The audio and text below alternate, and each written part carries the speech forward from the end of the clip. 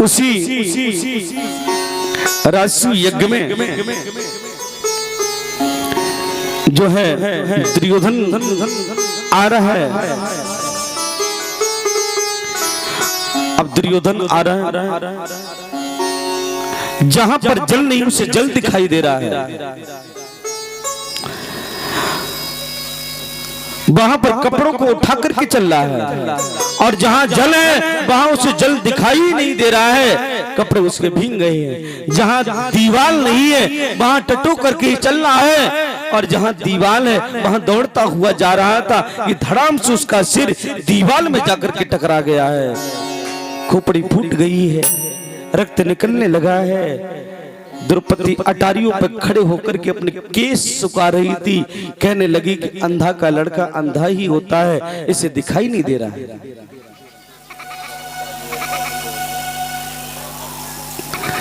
भोजन परोसने का काम द्रौपदी जी को दिया गया है। भोजन परोसने में बहुत सावधानी बरती जाती है, शुद्धता पवित्रता रहनी चाहिए। जूते चप्पल आदि पहन करके किसी को भी भोजन नहीं परोसना चाहिए, ना जूते चप्पल आदि पहन करके ना भोजन करना चाहिए, आराम से बैठ करके भोजन करना चाहिए।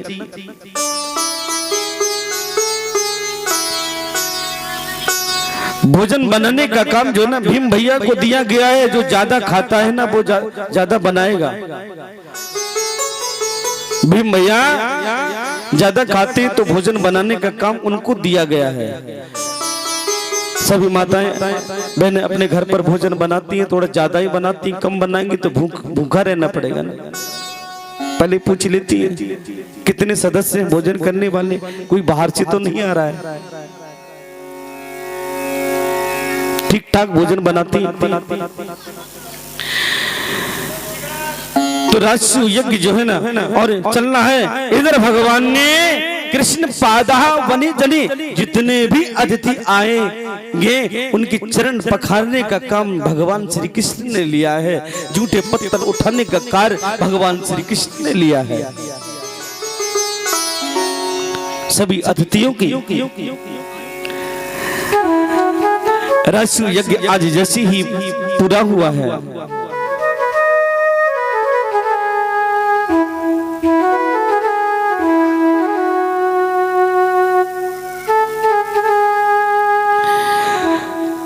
राजसूय यज्ञ में कुछ धन ऐसा लग गया था, द्रव्य धन का प्रयोग हुआ था। देवी भागवत जी में वर्णन आता है,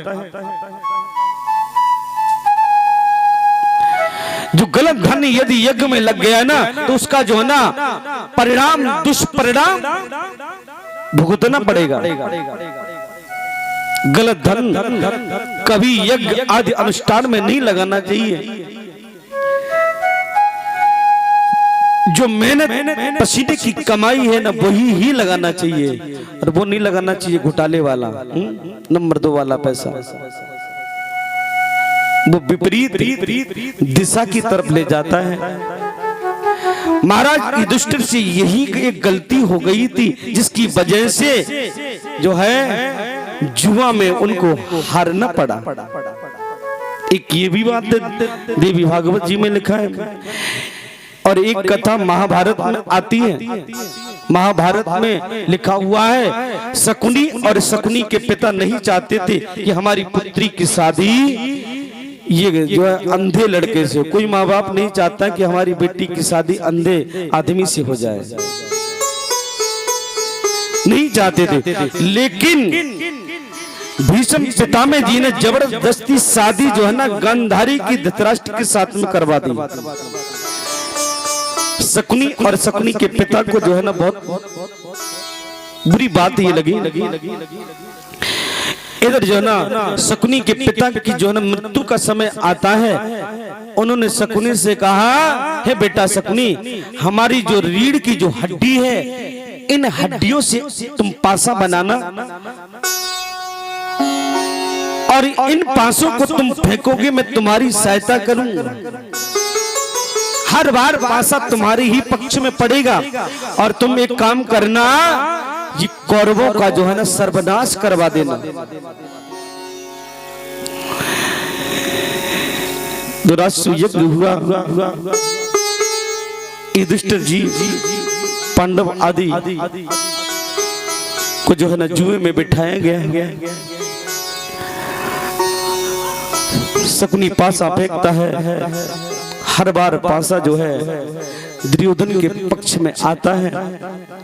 सब कुछ हार गए, अपनी पत्नी को भी रख दिया, हार गए हैं। आज जो है वनवास हुआ है।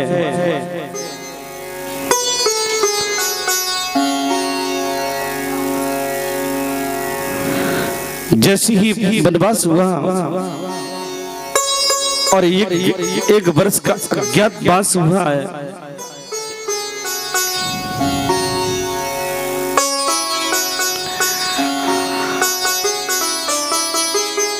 तो मामा शकुनी की कृपा से कौरवों का सब कुछ ही उजड़ गया। भगवान श्री कृष्ण शांति दूत बनकर के आए। बलराम भैया किसी के पक्ष में युद्ध करना नहीं चाहते, उन्होंने सप्तपुरियों का 4 धाम का जो है यात्रा की है। देखिए काशी में मरने के बाद में मुक्ति होती है, लेकिन पद्म पुराण में वर्णन आता है तासाम तो मध्य मथुरेव धन्य, मथुरा जो है अति धन्य। मथुरा में जीव को जन्म लेने से ही उसकी मुक्ति हो जाती है, काशी में तो मरने के बाद में मुक्ति होती है। भगवान बलराम ने यात्रा की है, महाभारत संपूर्ण युद्ध हुआ, पांडवों को विजयश्री प्राप्त हुई और मामा शकुनी के आशीर्वाद से संपूर्ण कौरवों का विनाश हो गया है। हे परीक्षित, महाभारत के युद्ध के बाद में तुम्हारा जन्म हुआ, भगवान श्री कृष्ण की कृपा तुम्हारे ऊपर बनी रही। तुमने ऋषि के गले में मरा हुआ सर्प डाला, श्राप लगा, और आपको मैं कथा सुनाने के लिए आ गया हूं।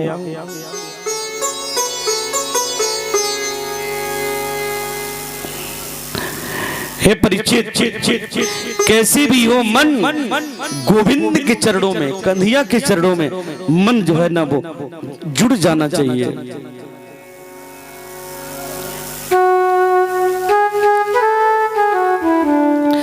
बहुत से लोग वृंदावन में जाते हैं, मंदिरों में दर्शन करने के लिए जाते हैं, उनको और दर्शन करके आते हैं। कोई उनसे पूछता है कि बताइए आज भगवान ने किस रंग की पोशाक पहन रखी थी? बहुत कम लोग बता पाएंगे। बहुत से बेचारे धक्का खा के आ जाते हैं। बहुत से लोग जो ना फुब्बारे का दर्शन करने जाते हैं, बहुत से लोग जो है ना फूल बंगले का दर्शन करने जाते हैं। कोई एक आधा बेड़ा होगा जो भगवान के सचमुच दर्शन करने के लिए जाते होंगे। मन की डोरी सचमुच कृष्ण के चरणों में लगा देना चाहिए। मैंने पहले भी कहा था मन बड़ा चंचल है। यदि मन आपका सच्चा है तो आप अपने घर में बैठे हैं, बिहारी जी महाराज ने किस रंग की पोशाक पहन रखी उसका दर्शन आप घर बैठे भी कर सकते हैं।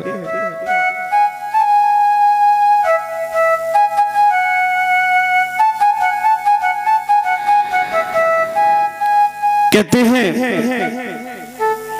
एक प्रभु का परम लाडला भक्त है।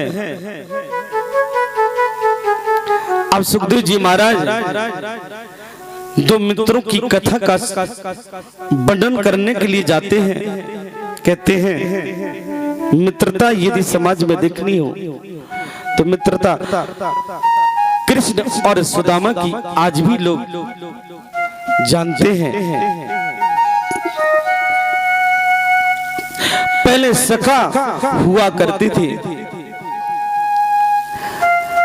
सखा के बाद में मित्र आया और मित्र के बाद में अब क्या बनने लगे? दोस्त बनने लगे। और आजकल के दोस्त कैसे होते हैं?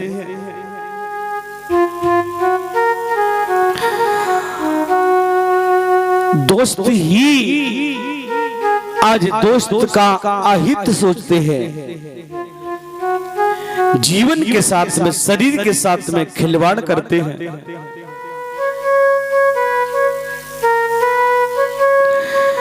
आज मेरा जन्मदिन है, जरा थोड़ा सा पी लीजिए।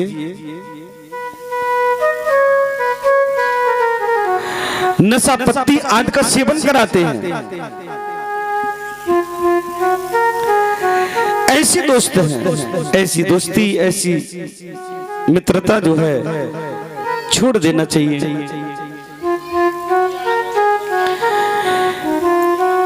कृष्णस्य सखा कश्चित् ब्राह्मणो ब्रह्मवित्तमः विरक्त इंद्रियार्थेषु प्रसन्नात्मा जितेन्द्रियः।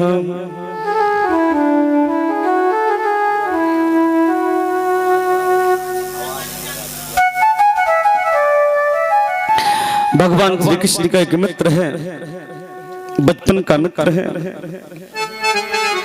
जिसका नाम है सुदामा। सु माने सुंदर, दाम माने जिसने अपनी इंद्रियों को अपने बस में कर लिया हो, वही सुदामा है। ब्राह्मणों ब्रह्मवित्तम, ब्राह्मणों में अति उत्तम। कैसा उत्तम?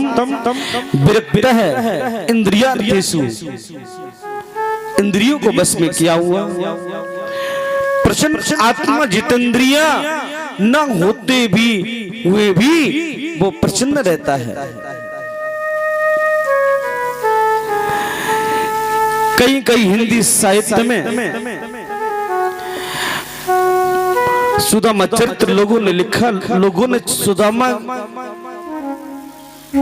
कि जीवन का हास प्रयास उड़ाया है। उन्होंने लिखा है कि सुदामा जी एक दरिद्र है। सुदामा जी दरिद्र नहीं है, सुदामा जी एक गरीब ब्राह्मण है। दरिद्र शब्द आया नहीं है।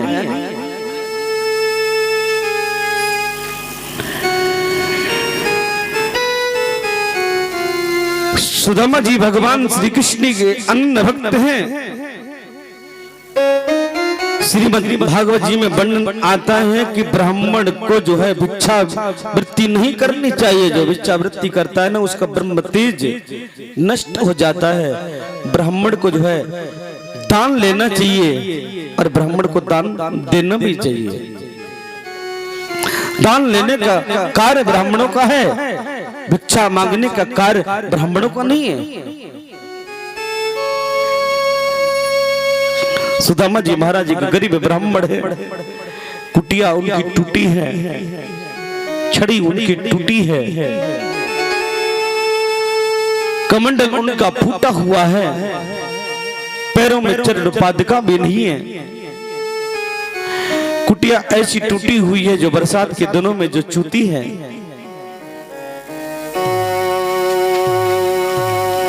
सुदामा जी महाराज जो है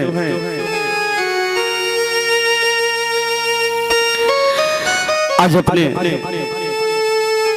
घर पर है।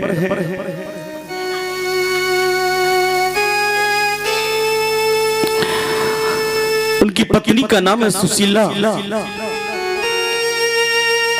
जिसका स्वभाव अति सुंदर हो, वही सुशीला है। सुशीला को किसी महात्मा जी ने कहा कि महात्मा जी ने बोला,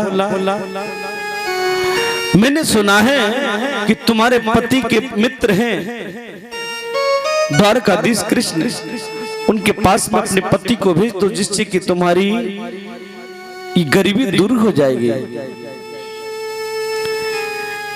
सुदामा जी